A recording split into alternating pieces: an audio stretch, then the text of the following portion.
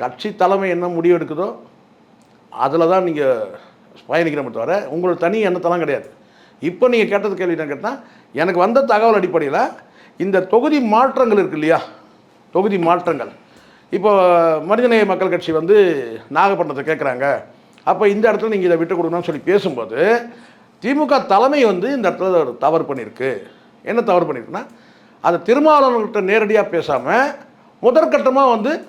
முதற்கட்டமாக ஆரூர் ஷானவாஸ்கிட்டே வந்து நீங்கள் தொகுதி மாறுறீங்களா அப்படின்னு கேட்கும்போது பார்த்தீங்கன்னா அதுக்கு சம்மதம் தெரிவித்த மாதிரி இருக்குது. அப்போ இங்கே தலைவர்னு ஒருத்தர் இருக்குது, நீங்கள் விசிகா சார்பில் போட்டிடுறீங்கன்னு சொன்னால் தலைவருக்குரிய அந்த பிளேஸை நீங்கள் வந்து விடக்கூடாதுல்ல. இல்லைங்க, நீங்கள் எதுவும் தலைவர்கிட்ட பேசுங்க, நான் இப்போ அது வந்து கருத்து எதுவும் சொல்ல முடியாது, அப்படி தானே பேசுவோம். அங்கே பெரிய அண்ணன் தோரணை வந்துச்சு. ஏன்னா இவங்க சிறந்த எம்எல்ஏக்கள், சிறப்பான எம்எல்ஏக்கள், எல்லாம் கான்ட்ராக்ட்காரங்கிட்ட கட்டிங் வாங்கினவங்க தான், கமிஷன் வாங்கினது தான். இவர் சொல்கிறாரு ஆளூர் ஷானவாஸ், நான் சிறப்பாக செயல்பட்டேன், நான் வந்து இப்படி செயல்பட்டேன், இன்னும் நான் ராயபுரம் தொகுதி வாங்கினா இன்னும் சிறப்பாக செயல்படுவேன், பல்லாவரம் வாங்கினா இன்னும் சிறப்பாக செயல்படுவேன், அப்படிலாம் நீங்கள் சொல்கிறீங்கல்ல.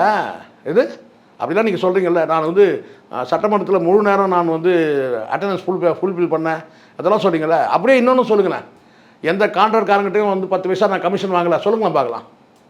சொல்ல முடியுமா? சொல்ல முடியாது. ஏன் டைரெக்டாக அப்பாவுக்கிட்டே கம்ப்ளைண்ட்டே போயிடுச்சு இல்லையா எஸ்எஸ் பாலாஜி மீது.